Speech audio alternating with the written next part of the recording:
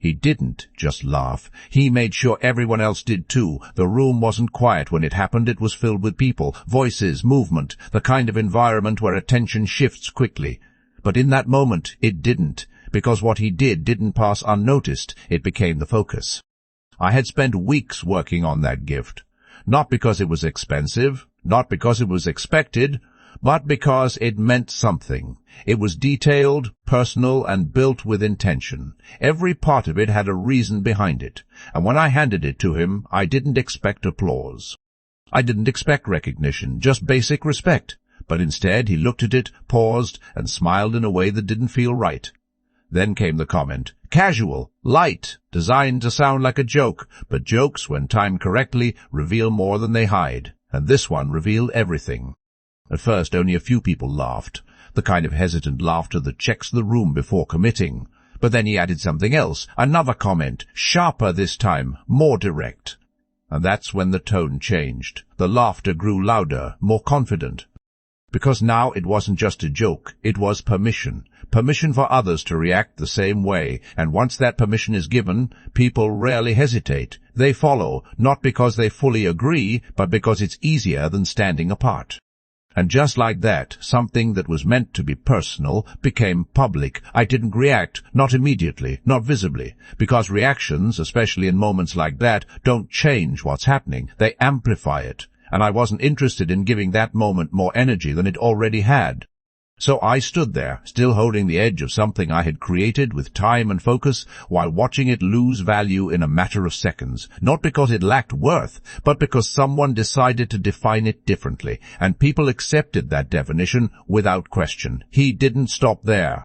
He kept going, not aggressively, not with intention to attack, but with the confidence of someone who didn't expect consequences. Because when people believe their position protects them, their behavior changes. It becomes more open, more careless.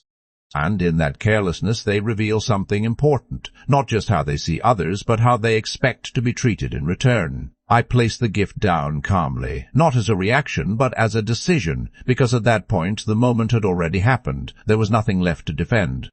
Nothing left to explain. The only thing left was to understand, and understanding, when it comes at the right time, is more valuable than immediate response. The room moved on quickly. Conversations shifted, attention redirected, because for most people, moments like that are temporary. They don't stay. They don't carry weight beyond what's immediately visible. But for the person in the center of it, it doesn't disappear that easily. It stays, not as anger, not even as embarrassment, but as clarity. And clarity doesn't rush, it builds, slowly, quietly, until it becomes something you can't ignore. Because once you understand how someone sees you, you start to see them differently too. I didn't leave early, didn't make it obvious that anything had changed, because sometimes the strongest response isn't removal, it's presence. Staying in the same space, without reacting, without shifting, while everything else continues. That kind of control doesn't draw attention, but it creates impact. Before I left, I looked at him one more time, not in anger, not in challenge, just observation.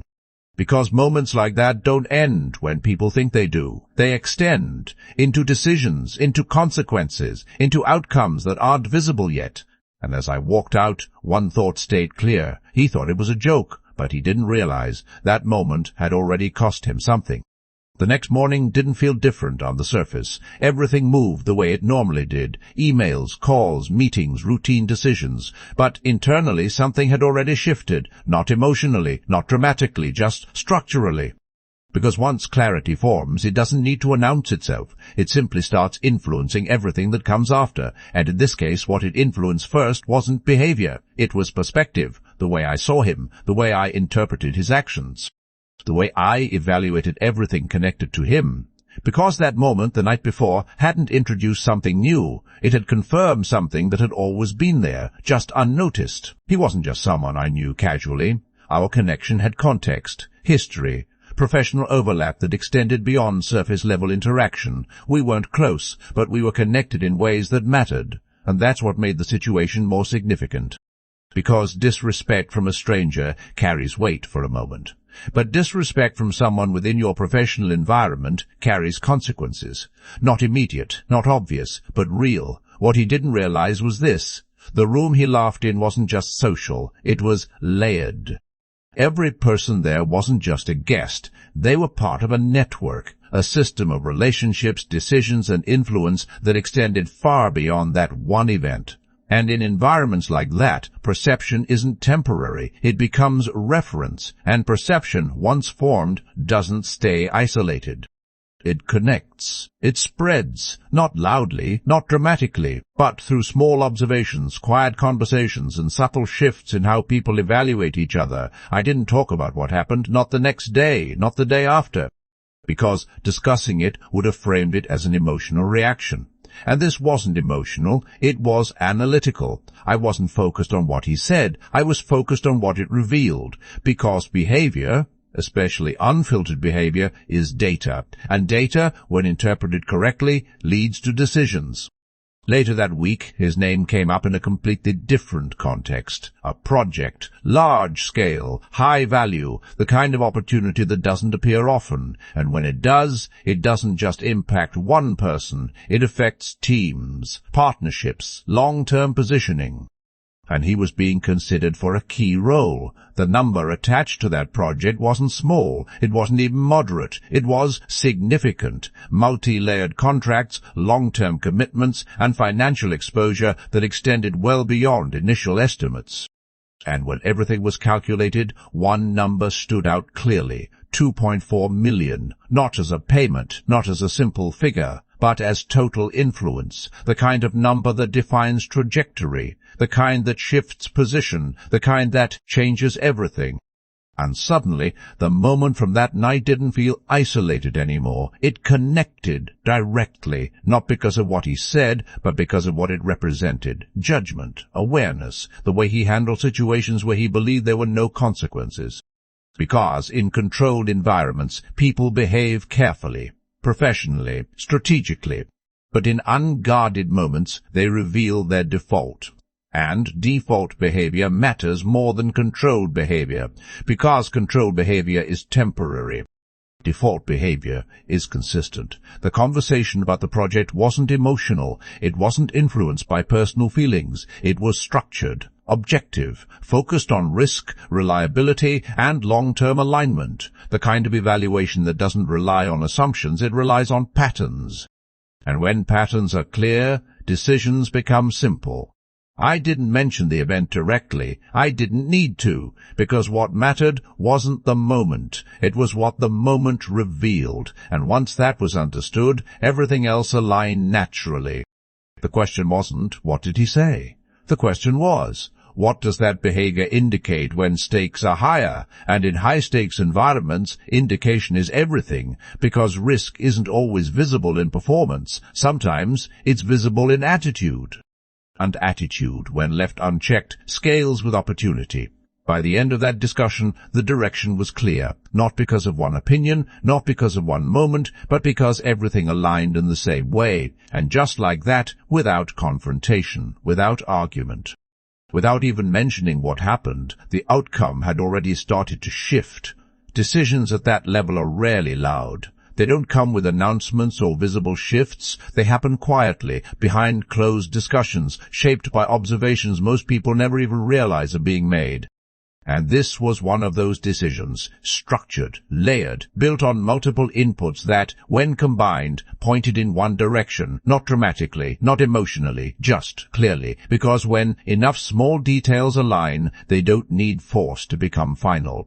They become inevitable. His name didn't disappear from the conversation immediately. It stayed for a while, considered, evaluated, compared, because removing someone from an opportunity of that scale isn't impulsive. It requires justification, not personal, but professional. And justification, in environments like this, isn't based on isolated events, it's based on patterns, consistency, signals that indicate how someone operates beyond controlled situations, and the signal he had given was stronger than he realized, not because it was extreme, but because it was unfiltered. And unfiltered behavior carries more weight than rehearsed professionalism ever can, because it shows what remains when pressure is removed. And that's the version people rely on when stakes increase, The final discussion didn't take long, not because it was rushed, but because it didn't need extension. Every factor had already been considered: performance, capability, experience. And then, something less visible but equally important, judgment. Because in high-value environments, technical skill gets you in the room. Judgment determines whether you stay there, and that's where the shift happened, quietly, without emphasis. His position moved, not dramatically, but enough. From primary consideration to secondary, from central to optional. And in opportunities like this, small shifts aren't small, they're decisive. He didn't know immediately, because outcomes like this don't reach people the moment they happen. There's a process, layers of communication, gradual updates, and sometimes silence before clarity. But silence in professional environments often carries meaning long before words do. When the call finally came, it wasn't framed as a loss. It was framed as a change, a shift in direction, a better alignment elsewhere. Because language, at that level, is designed to soften impact, not to reflect reality directly. But reality doesn't depend on wording. It exists underneath it. The project moved forward, contracts advanced, decisions finalized, and the number attached to it remained exactly the same, 2.4 million. The only difference was that his name was no longer connected to it. At first he didn't question it deeply, because when changes are presented professionally, they feel justified, even when they're not fully understood. But over time, something didn't align. The shift didn't match expectations. The reasoning didn't fully connect with the outcome. And when that happens, people start looking for explanations beyond what they were told. And that's when the connections begin. Not instantly, not clearly, but gradually, small details linking together, moments being reconsidered, conversations being remembered, until something that once felt unrelated starts to make sense. The event, the room, the reaction, the way he handled it, the way others observed it, all of it individually insignificant, but together forming a pattern. And once that pattern becomes visible, it's impossible to ignore. He didn't confront anyone, not directly, because there wasn't anything specific to confront. No one had accused him, no one had referenced that moment. And that's what made it more powerful. Because the consequence didn't come from conflict, it came from conclusion, and conclusions don't require explanation to be final. The realization hit slowly, not as a shock, but as a recognition. That something small had carried more weight than he had calculated. That a moment he dismissed as insignificant had been observed differently by others, because perception isn't controlled by intention, it's shaped by behavior. And behavior, once seen clearly, becomes part of how decisions are made. The joke was short. The laughter was temporary. But the consequence was 2.4 million. The interesting part about consequences isn't when they happen. It's how they settle, not loudly, not all at once, but gradually in a way that forces reflection instead of reaction. For him, it didn't feel like a sudden loss. There was no single moment where everything collapsed. Instead, it unfolded slowly, a realization that kept returning, connecting different points until it formed something complete. Because when a consequence doesn't come from conflict, it doesn't feel like punishment. It feels like understanding. And understanding is harder to ignore. He went back to his routine. Meetings, conversations, daily structure, everything appeared normal. But internally, something had shifted, not in confidence, not immediately, but in awareness. Because once you realize that a single moment can influence something that significant, you start reviewing other moments too, reevaluating what you say, how you say it, when you say it, not out of fear but out of recognition, and that's where the real impact begins. Not in what was lost, but in what it reveals about how things work. Because most people think outcomes are driven by major decisions, big moves, visible actions. But in reality, it's often the small, unguarded moments that define everything, the ones where you think nothing is at stake. He didn't talk about it publicly, didn't mention the shift, didn't question the process openly, because deep down he understood something important. There was no single point to challenge, no direct cause to argue against, just a result that made sense once everything was considered together. And that's what made it different, because when a result makes sense internally, it doesn't need external confirmation. As for me, I didn't follow up, didn't revisit the moment, didn't connect the outcome back to that night, because the purpose was never retaliation, it was alignment. Understanding what kind of people should be trusted with what level of responsibility. And once that understanding is clear, action follows naturally. I continued my work the same way I always had, focused, precise, without unnecessary attention. Because real progress doesn't depend on proving anything to anyone. It depends on consistency. And consistency builds something more powerful than recognition. It builds credibility, the kind that doesn't need to be announced, the kind that influences decisions without being visible.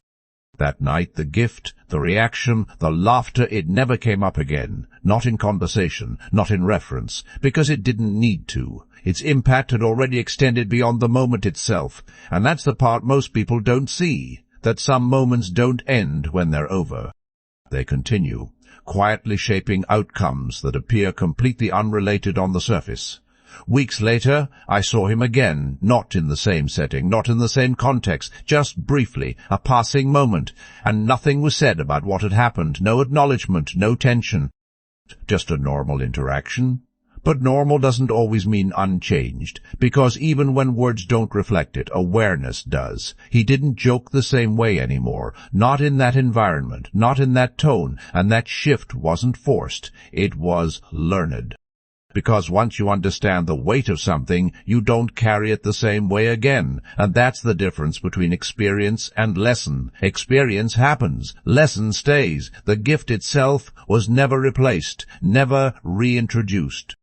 Because its value wasn't in what it was in what it revealed.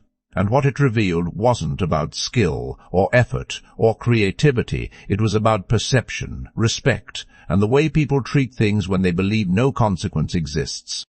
Because that belief is usually where the biggest mistakes happen. He thought it was a small moment, something that would disappear as quickly as it happened. But small moments are only small when no one is paying attention, and in rooms where decisions are made, someone is always paying attention.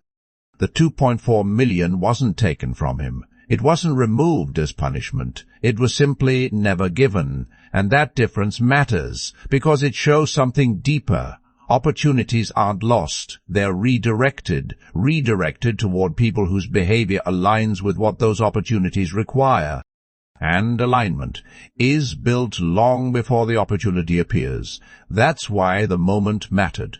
Not because of what was said, but because of what it indicated. And indicators are what decisions are built on. He learned something from it, not immediately, but permanently.